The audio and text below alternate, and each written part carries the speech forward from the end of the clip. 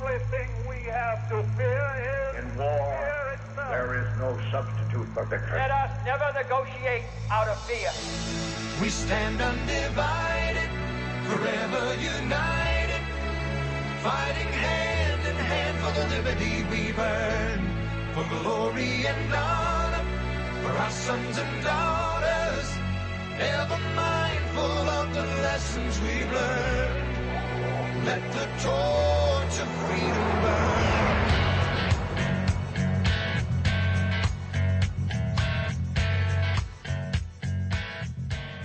Welcome to the intersection of faith and politics. This is WallBuilders Live. Thank you for joining us. You can visit online at wallbuilders.com and wallbuilderslive.com. I'm Rick Green here with David Barton. David, one of our favorite things both of us love doing is getting the stories from those folks that have served us on the front lines, especially those World War II veterans.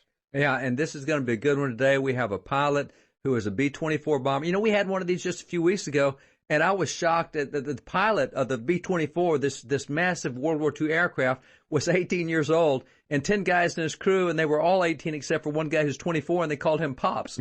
So you got these massive war machines, and so we got a pilot today who was shot down in one of these B-24s, and the story of what happened with him is absolutely remarkable.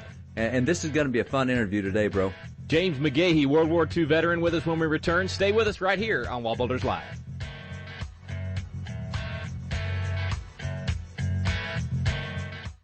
This is David Barton with another moment from America's history. The Pennsylvania Supreme Court recently overturned the jury sentence of a man convicted of the brutal murder of a 71-year-old woman because the prosecuting attorney had mentioned a Bible verse in the courtroom. Yet consider what happened in the 1778 case, Respublica versus John Roberts. Thomas McKean, a signer of the Declaration of Independence, was the Chief Justice of that court, and addressing John Roberts after the jury had sentenced him to death for treason, McKean told him, "You will probably have but a short time to live. Before you launch into eternity, it behooves you to repent of your evil deeds, to be incessant in prayers to the great and merciful God to forgive your manifold transgressions and sins, to teach you to rely upon the merit and passion of a dear Redeemer." This prominent founding father actually delivered a salvation message to the defendant in the courtroom. For more information on God's hand in American history, contact WallBuilders at 1-800-8-REBUILD. Let the torch of freedom burn.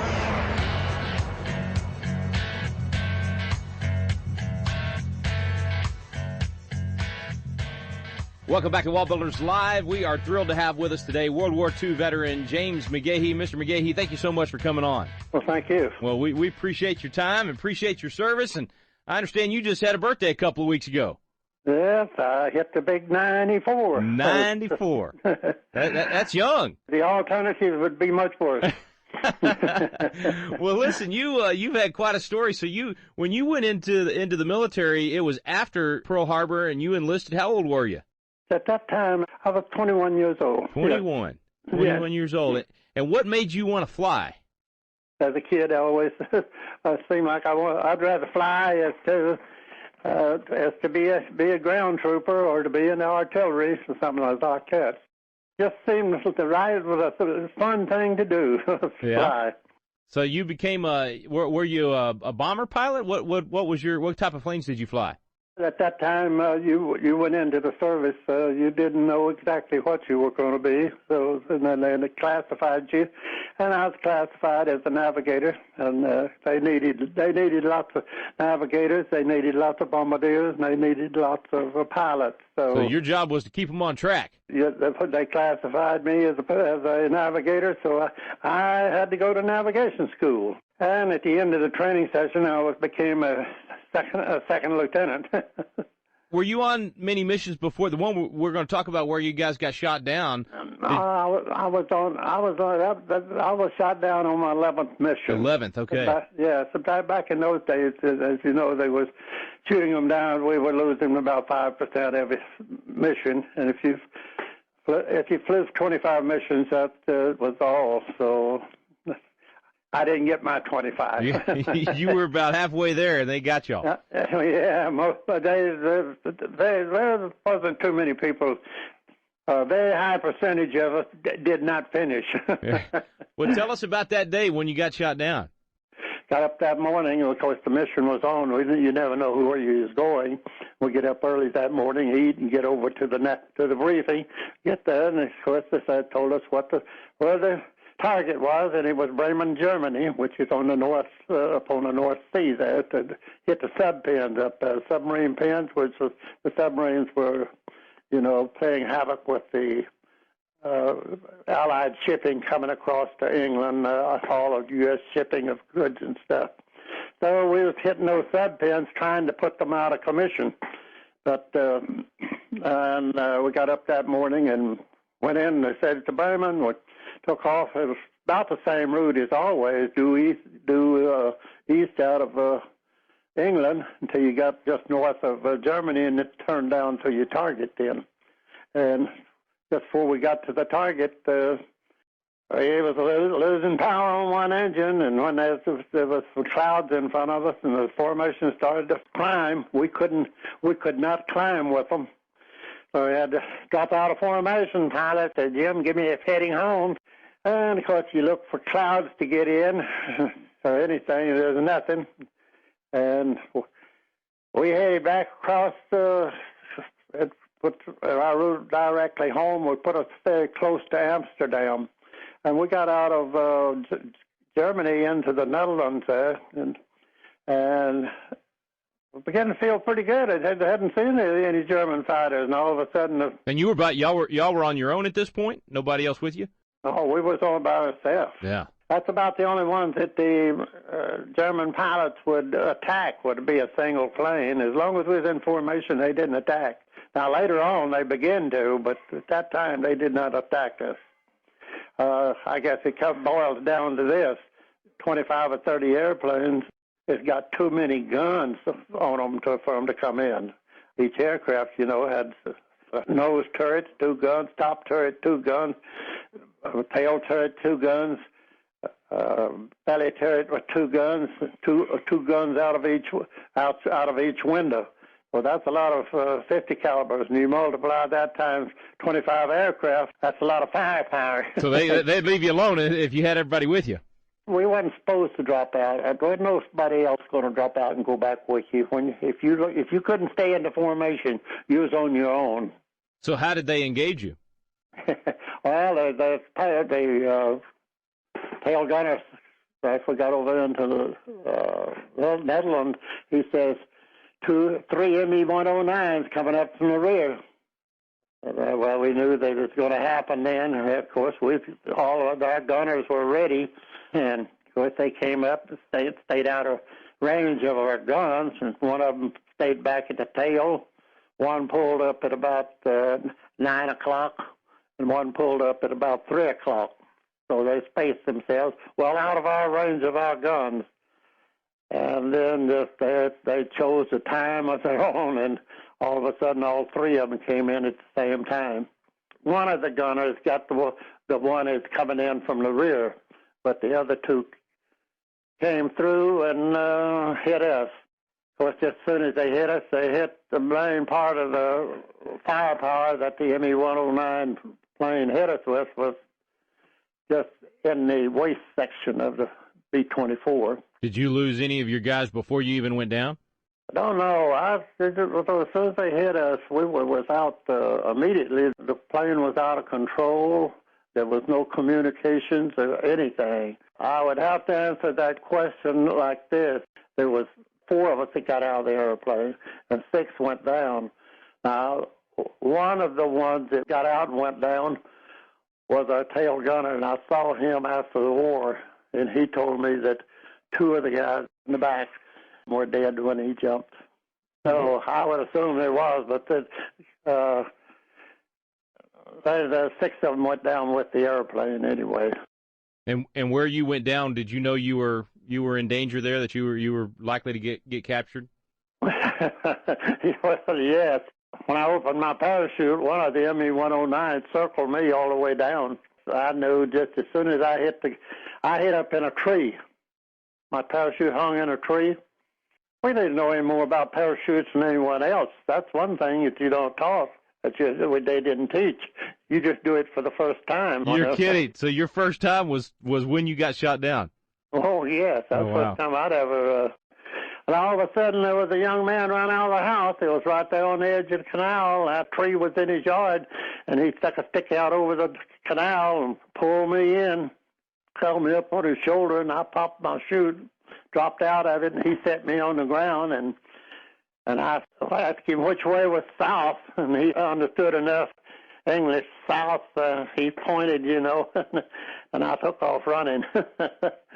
I ran till I was give out. Yeah. And I saw a bunch of bushes, and I got in those bushes and laid flat, and I could hear the Germans searching for me all afternoon.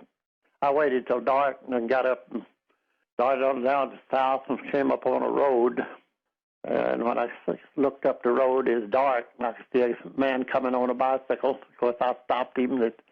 I'm sure it frightened him very much because he couldn't speak English, and I didn't speak the Dutch, so we didn't communicate too well. But he told me to get back into the bushes, and there on the side of the road he'd get help. He brought the local policeman from a little village, I guess, that's close by. He didn't have no gun, you know. He was Dutch also. He was Dutch, and he just that's a little village. And he told me that he tried to get me to give myself up, because that didn't go over well with me. So after a few choice words to him, he left. And the old man went and got another guy that came, and he picked me. He went with I went with him, and he took me to a church in a little old village there.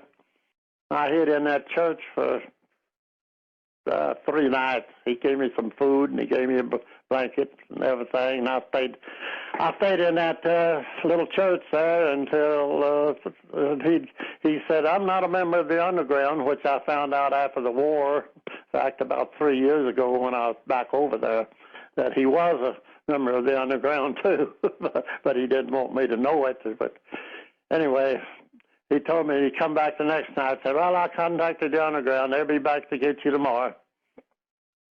So next night they come pick me up. Took me to a farm. I stayed there for 4 weeks and got my all civilian clothes and passes, and was on the way out with me. And I met up with my bombardier, who was one of the 4 that bailed out. And the other 2 that bailed out they got captured immediately whenever they hit the ground. That was the pilot and the tail gunner. They both got captured immediately. The bombardier and I made it with the underground, and we was out. We come out together, and we had 2 airmen with us that the underground had. And we'd been on the train 2 days and was up in Amsterdam. Thought we was on our way out of back to England, but we got double-crossed. They had a weak link in the underground that was turning everybody over to the Germans.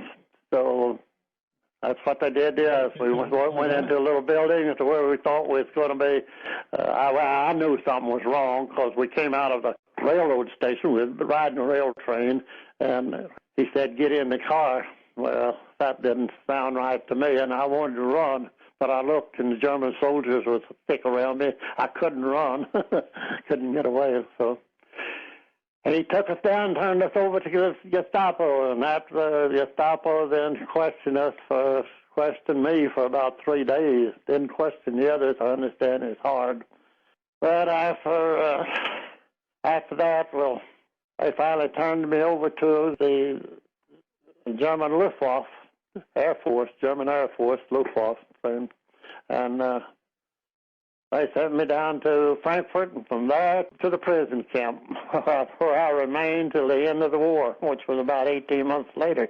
So it was actually somebody within the underground that turned you over then. Well, he was a little red-headed man, mustache and everything.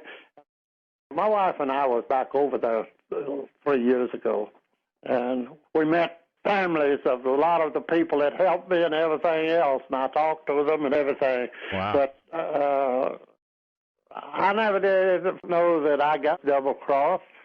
Not until recently. You know, you say to yourself, well, Was he just a weak link in the underground, or was the whole bunch that I was being helped with? Were they all just? Yeah. You really don't know. Yeah. But of course, I found out later on that he was the weak link, and he's the one did it. He's the one turned us loose. For the 18 months that you were in captivity, how were you treated then? Oh, treated real well. As you know, Hermann Göring was the head of the German Luftwaffe Air Force. Uh-huh. I guess he had quite a bit of pull with power with Hitler, and he thought his German Air Force men was the cream of the crop. So I guess he thought we were too, the officers. Instead of the Air Force officers being turned over to the German ground forces, which run most of the prison camps, and that's the German word for that, as you know, is Wehrmacht. Our guards were German Air Force boys. We were in the Air Force. We were all the time, so they did not treat us as badly. We got a Red Cross partial every 2 weeks, but hadn't been for that, we'd have been bad off for food because the Germans themselves didn't have that much food. But as far as making us work, or they didn't do that, and they followed the Geneva Convention with us very closely. How did you finally get released from prison? Hitler gave the order, so I'm told, that all the prisoners of war to be killed. Of course, when he saw that he was a loser. But as you know, the German officers didn't do that. They didn't follow his orders. Hitler wasn't the one that met with the Allied forces to whatever they gave up after they surrendered. He wasn't the one. It was the German Air Force officers that did it. Now, I forgot their names, but history says who they were that surrendered Germany. So actually, they left. I was at Bitburg, Germany. We was way up there, out on the Baltic Sea. It was cold up there where we were, but we had. You say, well, how'd you know how to do? There was about 10 or 12,000, about 13,000, I think it was in prison there, and we had a colonel that was in prison who was our commander. We still had a military organization even in prison, and to some extent. Once it was over, did they just abandon the prison? They just left. Well, we was in that part of Germany where the Russians were going to take over. We knew that Patton. We had radios. Yeah, we had radios. Did the Germans know it? No. How did we get radios? Well, you put 10 or 12,000 Air Force officers together. We were all had at least 2 years of college. You couldn't get in any other way. And you put 10,000 or 13,000 men like that together, somebody can do anything. Right. So if you can get the parts, you can make a radio. And you can get the parts because them Red Cross partials had some cigarettes in them. And those German guards would bring you just about anything you wanted. A 6SN7 tube, a power tube, any other part for a little radio. And yes, we heard beats. We had radios. Wow. In fact, we had contact with the chief headquarters to a certain extent. No kidding. Now, didn't everybody in the camp know that? In fact, I didn't even know that until later on. But we had to stay there, not to leave, and that they would come in with the B-17s and fly us out because there was a German airfield there within about 3 or 4 miles of us. And the Russians came in and liberated us first. There wasn't no German guards there. The guards had been gone for 3 days before the Russians got there. And they started talking about marching us down to way down south to the Black Sea down there, taking a ship. Of course, we didn't want to do that. And of course, the Germans had put booby traps into the runways up there. But like I said, when you got that many men together, we had 6 men that was also classified as demolition experts. They went over there and took all of the booby traps out of the runways and things, and as soon as they said it was clear, the B-17s started landing and picking us up and bringing us out. So that's the way we got out. The B-17s come in there and landed and picked us up and took us back to Camp Lucky Strike in France. And I understand you got home to Texas on your birthday. Yeah, that's right. I got to New York, and the same old story you heard it every time. The hottest day, and that's our uniforms that they'd given us there at Camp Lucky Strike was wool heavy, and we got to New York. It was the hottest time I ever saw. So I was real happy to get on home and get on a train there and get out of there and get down to San Antonio, Texas, where my wife and mother and father met me, and to go home. It was on my birthday, whenever I got there, 19th of June. Well, it's sure been an honor to get to visit with you and get to hear your story, and we want our listeners to know that that guys like you paid an incredible price for us to be able to be free, and we just appreciate so much for the sacrifices you made. And I understand you came home, ended up joining back up and spent another 30 years in the military. Well, I came home and got out like everyone else did. And what do you know? I just went down to Texas A&M and finished school. And that was in 48 that I finished at Texas A&M in August of 1948. And got a job. Had been working less than a year. And guess what? We got involved in another conflict. And you decided to go back. Well, they recalled me. I was a reserve officer. They recalled me. And by the time I could get out at that time, it was about 1954, I guess, that they had the armistice over there. And then I said, well, I'll get out again. But when I started to get out again, they offered me a regular commission so I'd stay in, so I stayed in for the 30 years. 30 years. Well, that's quite a bit of service that we should all be thankful for. If it wasn't for guys like you, the rest of us wouldn't enjoy our freedom. And so we greatly appreciate you and appreciate you taking time to share your story with our listeners. Well, thank you very much, sir. Thank you for coming on, sir. That's James McGahee. Back in a moment with David Barton.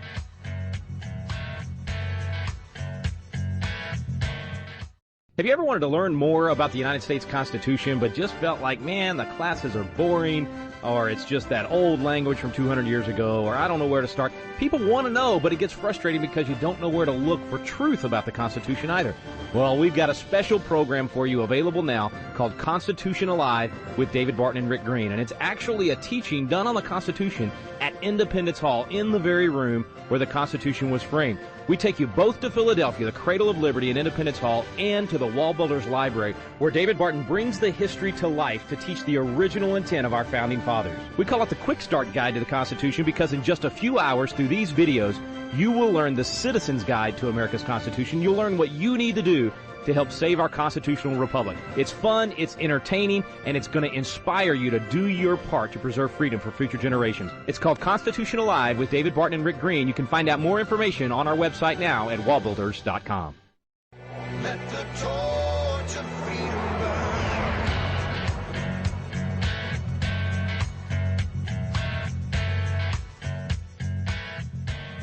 Welcome back. We're back with David Barton now here on WallBuilders Live. Special thanks to Mr. McGahee and all of our veterans, and certainly those World War II veterans. Man, 94, and he's still so active, David. That's just kind of cool. Well, the fact that he was 91 when he went back and got to meet those who helped him. Yeah. I mean, that's cool, too, to get back in that area where they helped him. And I tell you, this is a really compelling story. I mean, this could be a movie. You've got the underground, and then you've got the betrayal, and then you've got the Gestapo and the Luftwaffe, and just it is such a fascinating story. And to think, several things about him struck me. I mean, one is the first time he ever used a parachute was when he got shot down. That's a rude awakening because the parachutes back then, they land you at a much higher rate. There's much less control than the ones they use today. So that's why so many guys actually got their ankles broken when they hit the ground back then as opposed to now. But, he was caught in that tree as opposed to hitting the ground, which probably may have been really good for him since he had never parachuted before. But then him being a navigator, and I don't think folks understand how smart you have to be a navigator, because back then, no technology, no GPS. You do your navigation by the stars and by charts. And it's complicated, and you got to be really smart.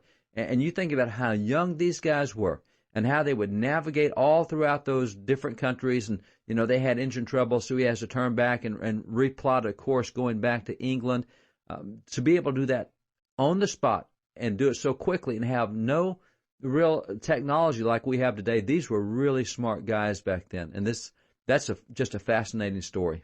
Yeah, very cool stuff. I think you're right, man. It definitely has the makings of an incredible movie with the underground and everything that happened there. But all of these guys, it seems like when they tell these stories, it's always just matter of fact. Yeah, it's that's like, right. No big deal. And we're thinking, whoa, you went through that, and they're thinking, no big deal. I mean, what he said there, he said, yeah, Hitler ordered that every POW be killed. Whoa, wait, slow down, back up.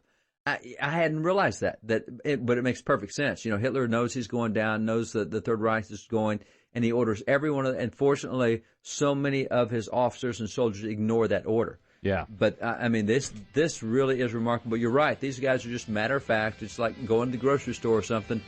And what they've done for the country is so heroic and so good for all of us. Well, we're blessed to get to capture it here. Thank you so much for listening, folks. You've been listening to WallBuilders Live. We stand undivided.